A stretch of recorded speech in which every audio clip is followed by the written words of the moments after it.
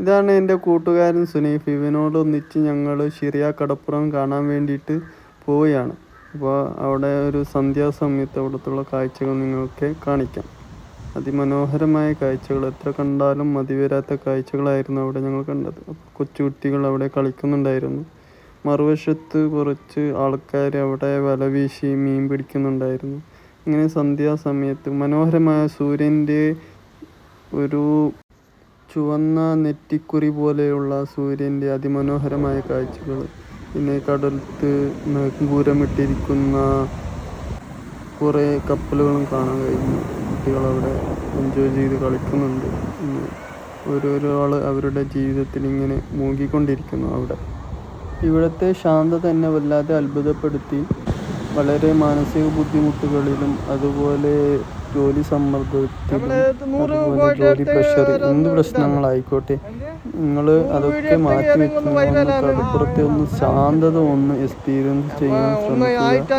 പരമാവധി ഇങ്ങനെ ചെയ്താൽ നമ്മുടെ മനസ്സിലുള്ള ഒട്ടുമിക്ക പ്രശ്നങ്ങളും നമുക്കൊരു പരിഹാരം കിട്ടും. അങ്ങനെ അവിടെ മണലത്ത് കളിക്കുന്ന കുറച്ച് കുട്ടികളെയൊക്കെ കണ്ടു. അവർ മീന് വല വലിക്കുകയാണ്. അവരൊരു പരീക്ഷണം നടത്തുകയാണ്.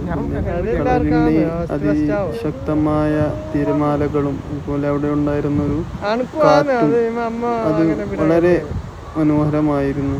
പിന്നെ ഞങ്ങൾ കുറച്ചു നേരം സംസാരിച്ച് ഞങ്ങളുടെ ഓരോ കാര്യങ്ങളും പറഞ്ഞ് അവിടെ കുറെ സംസാരിച്ചു. പുതിയത് എടുത്തത് ഞാൻ സിം എയർടെലിൻ്റെ.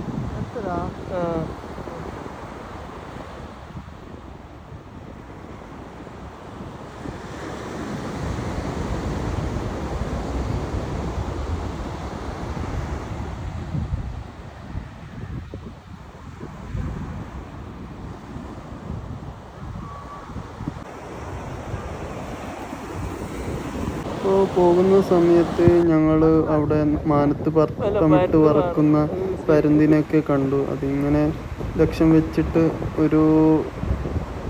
അങ്ങോട്ടും ഇങ്ങോട്ടും പറക്കുകയാണ്. അപ്പോൾ അതിൻ്റെ കാഴ്ചകളൊക്കെ ഞങ്ങൾ അങ്ങനെ എൻ്റെ ക്യാമറയിൽ പകർത്തി.